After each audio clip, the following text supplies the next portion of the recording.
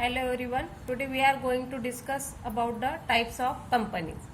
As per Companies Act 2013 or the previous Company Law 1956, there are three types of companies, that is chartered company, statutory company and registered company.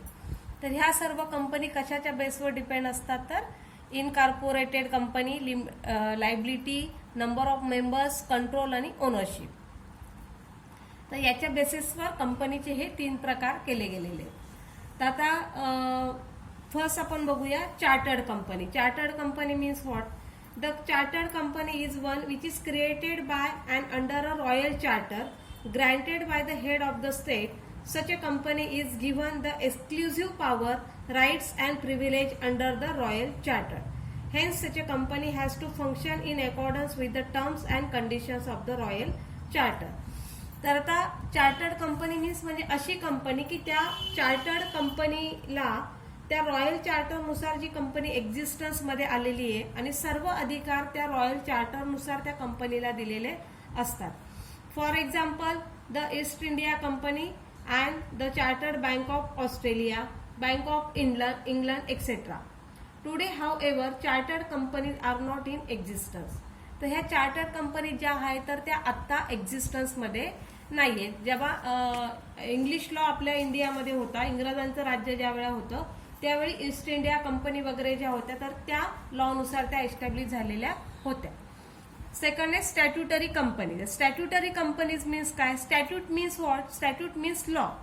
तर law नुसार establish मध्ये आलेल्या companies, असा काही specific law आहे की ज्याच्यानुसार त्या company establish झालेल्या असतात. A statutory companies is one which is created or incorporated by a special act passed either by the central or state legislature. Legislature म्हणजे कोणतं? कायदे तयार करणारे कायदेमंडळ. It enjoy the power, rights and privilege and laid down in the act. तर म्हणजे अशा कंपनीत ज्या सेंट्रल आणि स्टेट गव्हर्नमेंटने एक स्पेशल हे पास करून, कायदे पास करून त्या कंपनीज तयार केलेल्या असतात. तर आता ह्या कंपन्यांचं मेन उद्दिष्ट पैसा कमवणं हे उद्दिष्ट नसून पब्लिकच्या बेनिफिटसाठी, पब्लिक पॉलिसीसाठी तयार केलेल्या ह्या कंपनीज असतात. For example Reserve Bank of India, State Bank of India, Life Insurance Company, Indian Airlines Company. तर ह्या ज्या काही कंपन्याज आहेत त्याला म्हटलं जातं स्टॅट्युटरी कंपनीज. आता थर्ड टाईप आहे रजिस्टर्ड कंपनी. आता रजिस्टर्ड कंपनी मीन्स कुठल्या कुठल्या कंपनी? तर registered companies are those which are registered incorporated with the register of companies under the provision of the prevailing companies act in India. Most of the companies are registered companies under the companies act 1956 और companies act 2013.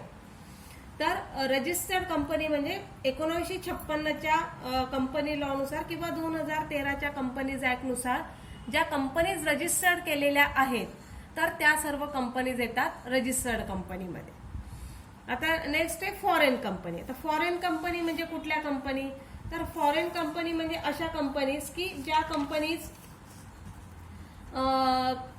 इंडियाच्या बाहेर ज्या company establish आहे परंतु त्यांचा business इंडियामध्ये चालू असतो, अशा कंपनी म्हणजे foreign company. Is a company incorporated outside India and having its place of business in India. अशा काही कंपनी की ज्या फॉरेनमध्ये आहेत परंतु त्यांचं प्लेस ऑफ बिझनेस कुठे? तर इंडियामध्ये. अशा ज्या कंपनी असतील तर त्यांना म्हटलं जातं फॉरेन कंपनीज. आता सेकंड आहे की companies on the basis of liability. आता लायबिलिटीच्या बेसिसवर कुठल्या कंपनीज असतात? तर कंपनीज विथ लिमिटेड लायबिलिटी आणि कंपनीज विथ अनलिमिटेड लायबिलिटी. तर आता लिमिटेड लायबिलिटी मीन्स व्हॉट? तर लिमिटेड लायबिलिटी म्हणजे ज्याच्यामध्ये ज्या कंपनीमध्ये ज्या कंपनीमध्ये शेअर होल्डरची जी लायबिलिटी असते ती लिमिटेड असते.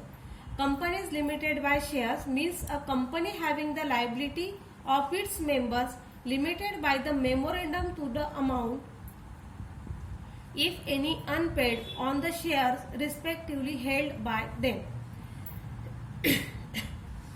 म्हणजे अशा काही कंपनीज की ज्यांची लायबिलिटी किती आहे, त्या शेअर होल्डरची किती लायबिलिटी असेल हे मेमोरंडम मध्ये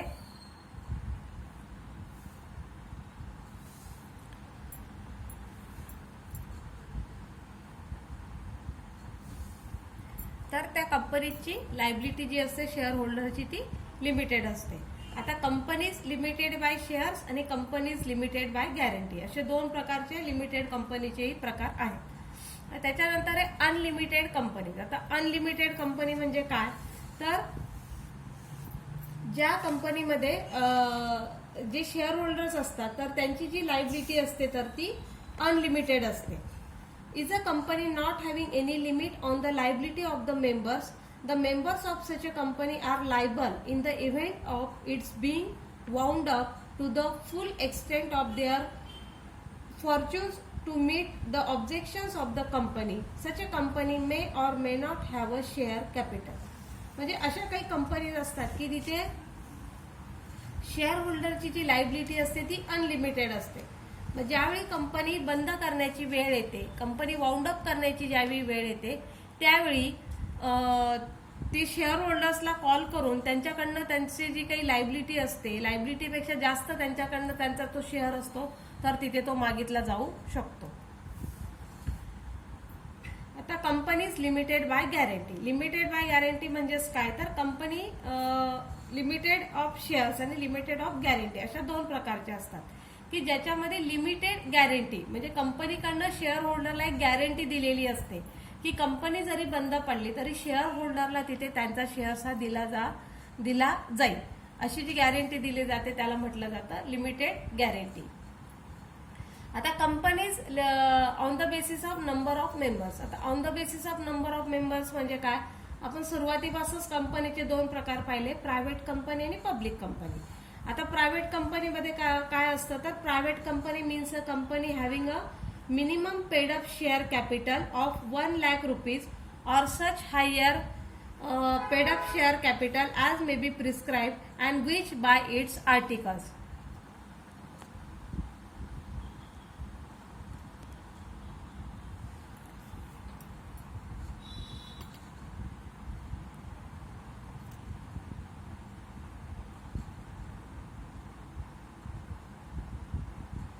तर याच्यामध्ये प्रायव्हेट कंपनीमध्ये आपण नंबरच्या बेसिसवर पाहिलं. प्रायव्हेट कंपनी म्हणजे मिनिमम 2% आणि मॅक्झिमम 200% आणि पब्लिक कंपनीमध्ये मिनिमम 7 आणि मॅक्झिमम नो लिमिट असतं. पण त्याच्यामध्ये फक्त मेंबर्सच लिमिट नसतं तर त्याच्यामध्ये त्यांच्या शेअर कॅपिटलचं सुद्धा लिमिटेशन हे दिलेलं असतं.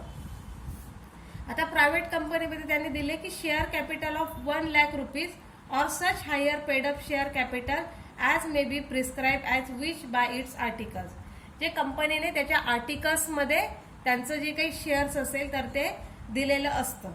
तर restricted the right to transfer it shares. तर त्याच्यावर काही रिस्ट्रिक्शन्स असतात प्रायव्हेट कंपनीमध्ये. काय रिस्ट्रिक्शन्स असतात, तर restrict the right to transfer it shares म्हणजे कंपनीचे जे शेअर्स असतात ते ट्रान्सफर करण्याचं रिस्ट्रिक्शन तिथे असतं. त्याच्यानंतर public company. Public company means what, तर public company means a company which is not a private company. जी प्रायव्हेट कंपनी नाहीये तिला म्हटलं जातं पब्लिक कंपनी. आता पब्लिक कंपनीचं काय असतं, has a minimum paid up share capital of 5 lakh rupees or such higher paid up capital as may be prescribed provided that a company which is a subsidiary of a company not being a private company shall be deemed to be a public company.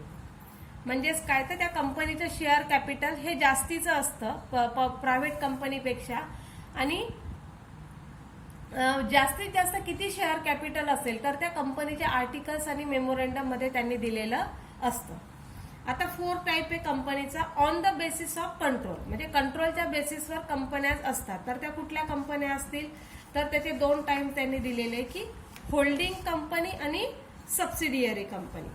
आता holding company means what, तर section 2 subclause 46 नुसार त्यांनी कंपनीची definition दिली. Holding company means in relation to 1 or more other companies a company of which such a companies are subsidiary companies.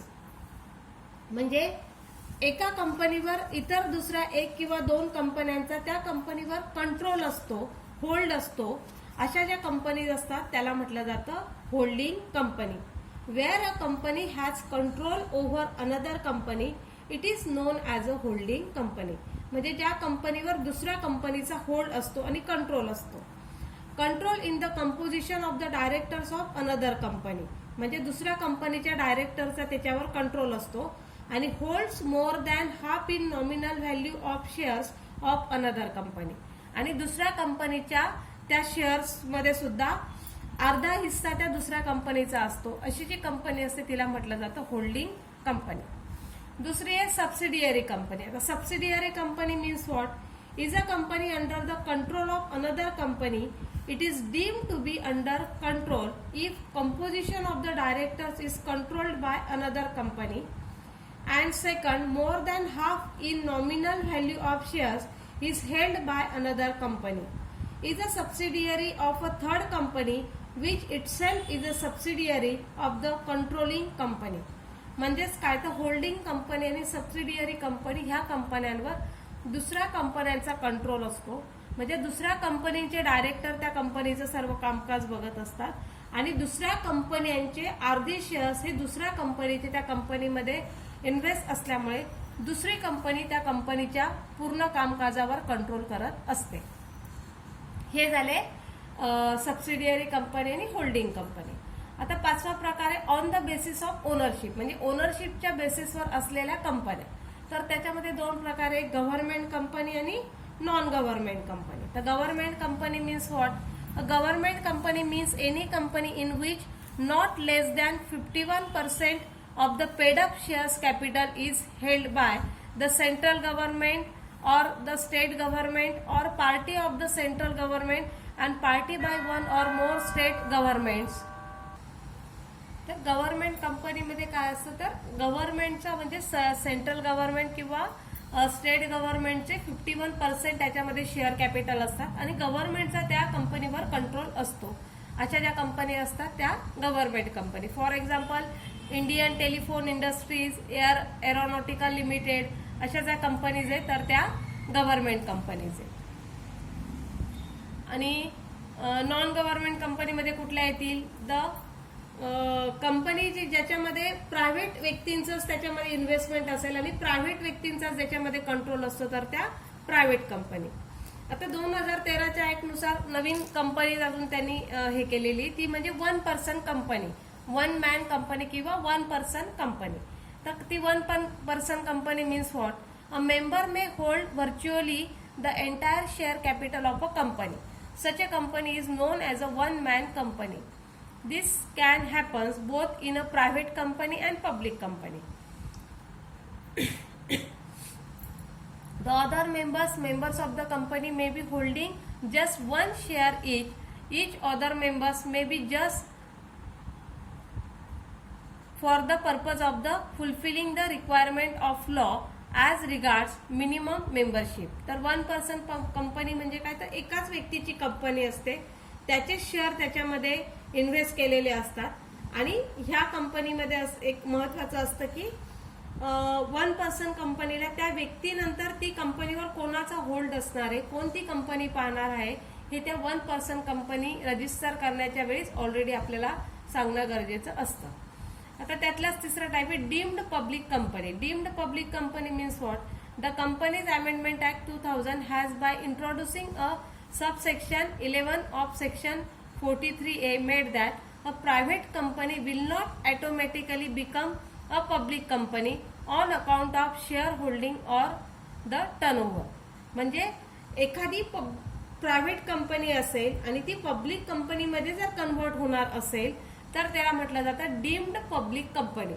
म्हणजे जी private company जिचा business हा जास्तीचा आहे, पब्लिक कंपनी सारखे सगळे त्यांचे रूल्स अँड रेग्युलेशन्स फॉलो केले जात आहेत आणि त्याप्रमाणे ती कंपनी चालते आहे तर ती जी कंपनी असते तिला म्हटलं जातं deemed public company. These are the types of the company.